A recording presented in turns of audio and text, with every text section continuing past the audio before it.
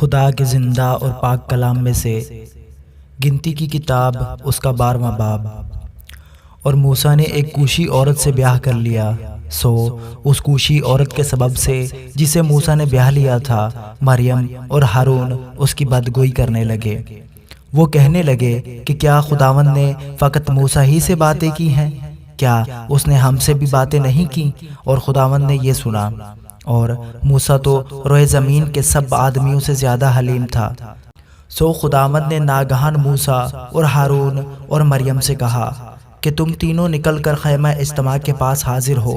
سو وہ تینوں وہاں آئے، اور خداوند ابر کے ستون میں ہو کر اترا اور خیمہ کے دروازہ پر کھڑے ہو کر ہارون اور مریم کو بلایا۔ وہ دونوں پاس گئے، تب اس نے کہا، میری باتیں سنو۔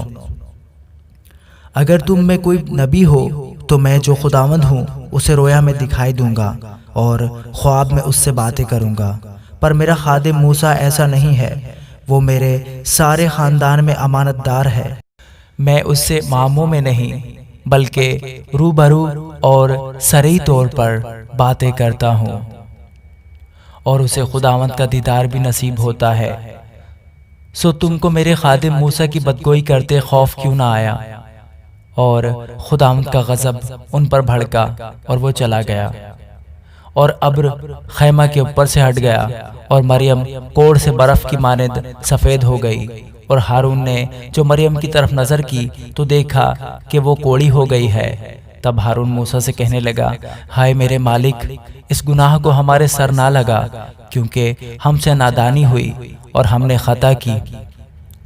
اور مریم کو اس مرے ہوئے کی طرح نہ رہنے دے جس کا جسم اس کی پیدائش ہی کے وقت آدھا گلا ہوا ہوتا ہے۔